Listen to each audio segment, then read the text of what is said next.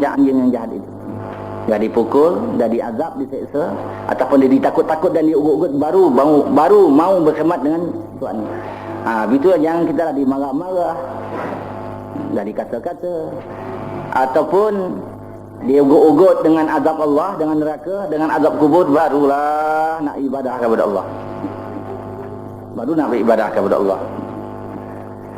Orang yang seumpama itu, keikhlasannya tidak sempurna.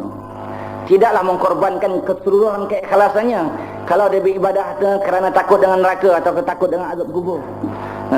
Tetapi tidak sempurna keikhlasannya. Orang yang benar-benar ikhlas kepada Allah tu, dia benar-benar berkhidmat, beribadah kepada Allah tu lizati, kerana zat Allah Subhanahu Wa Taala. Dia tidak dikaitkan dengan apa-apa perkara-perkara lain.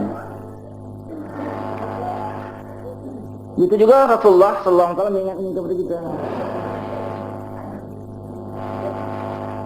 Jangan pula kita beribadah kepada Allah itu ataupun nak berkhidmat kepada Allah macam buruh yang jahat. Macam mana buruh yang jahat? Buruh yang jahat tu kalau tak bagi gaji, tak bagi upah, tak akan mahu dia bekerja. Tak akan mahu dia bekerja. Kadang-kadang dia bagi upah pun dia tak mahu bekerja. Tak bekerja betul. Tak apalah kalau tak dibagi upah langsung dia tak mahu bekerja.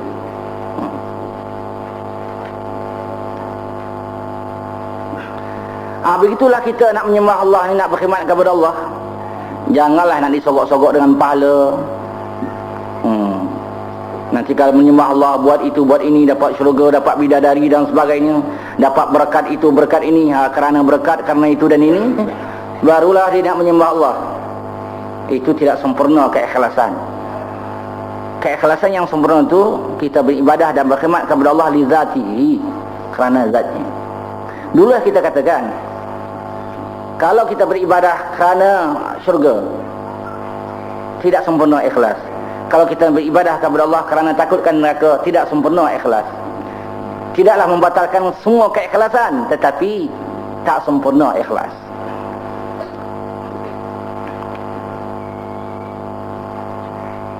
Kesempurnaan ikhlas itu semata-mata kerana Allah, tak disangkutkan kerana syurga, tidak disangkutkan kerana neraka, semata-mata li zatihi.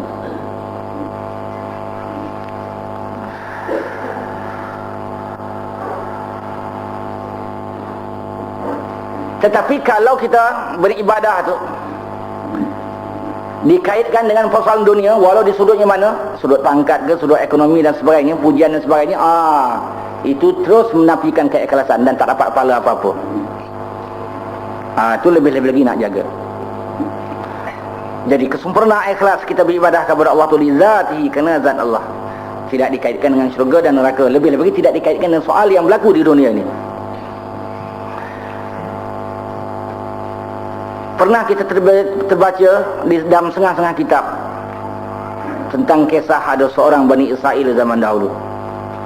Dia beribadah kepada Allah sudah memakan masa 70 tahun.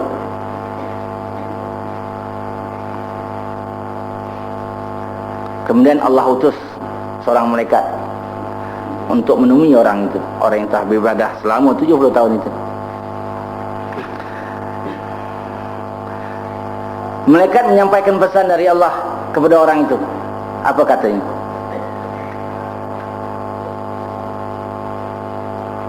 Wahai manusia, ataupun wahai Polan bin Polan, engkau telah beribadah selama 70 tahun.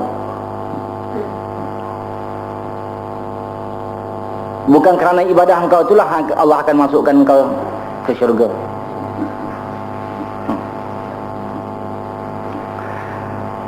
Apa jawab orang yang beribadah 70 tahun tadi? Memanglah kami manusia ini dijadikan oleh Allah untuk beribadah kepadanya, semata-mata ibadah kepadanya, bukan dengan tujuan syurga, bukan dengan tujuan neraka. Kata jawab orang itu, mana orang tu yang 70 tahun beribadah tu benar-benar di zatihi, kerana zat Allah Subhanahu Wa Taala. Jadi malaikat pun selepas itu memberitahu kepada Allah, wahai Tuhan, orang yang beribadah 70 tahun tadi, dia mengatakan bagian-bagian kepada aku, engkau lah lebih mengetahui tentang diri. Apa kata Allah? Orang yang beribadah 70 tahun tadi, orang yang beribadah 70 tahun itu, dosanya telah aku ampunkan. Kenapa? Walaupun kau katakan dia ibadah tu bukan ibadah itu akan memasukkan kepada syurga, namun dia tidak berpaling daripada ibadah, tetap dia beribadah, menunjukkan dia beribadah tu benar-benar kerana aku, bukan kerana syurga dan neraka aku.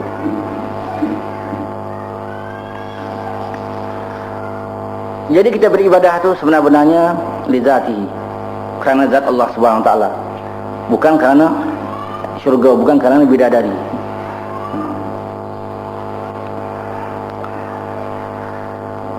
Jadi kalau kita beribadah kepada Allah kerana dibuai-buaikan oleh syurga, bidadari dan sebagainya, Rasulullah mengatakan macam buruh yang jahat tadi, kalau dia tak dibagi gaji, tak bagi upah, dia tak buat kerja. Jadi kalau kita ni tak diceritakan dengan nikmat syurga, kita tak mau beribadah kepada Allah SWT. Jangan begitu, kata Rasulullah.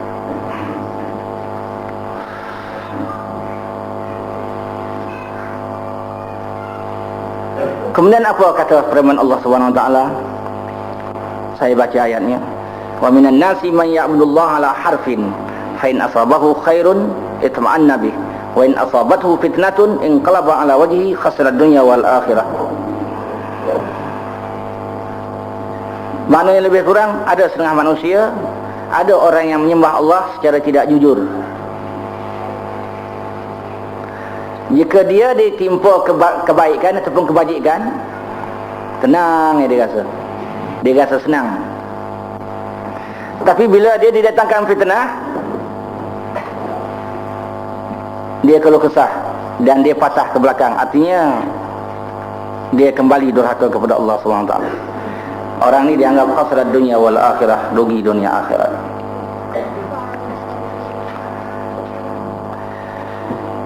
Jadi di sini Allah menggambarkan kepada kita, ada manusia yang beribadah kepada Allah atau menyembah Allah tidak jujur.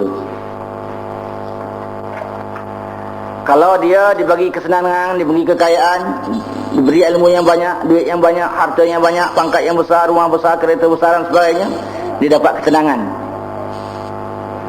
Dia rasa Allah dah sayang dengan dia. Baru dia beribadah kepada Allah, baru dia mau menyembah Allah. Dah dapat pangkat besar, dah ada rumah besar, dah ada kereta besar, gaji pun dah besar, barulah rajin ke surau, rajin ke majlis pengajian, barulah rajin sembahyang, barulah mau nak berkhidmat kepada Allah. Ada orang itu.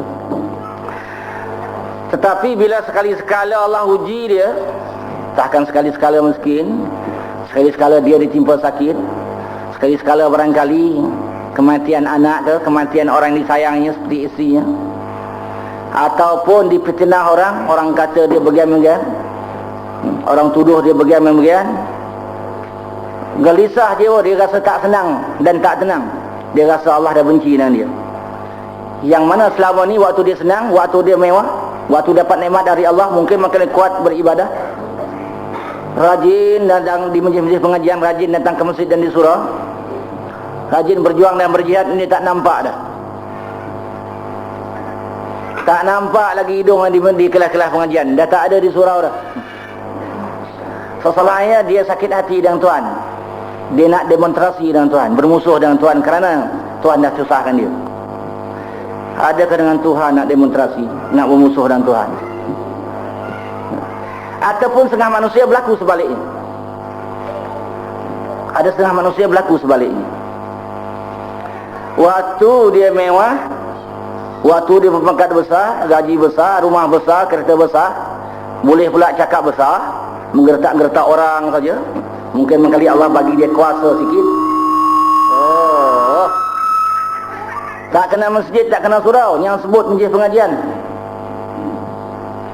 tak buat ibadah kepada Allah, hidup mendurhakai Allah, harung maksiat.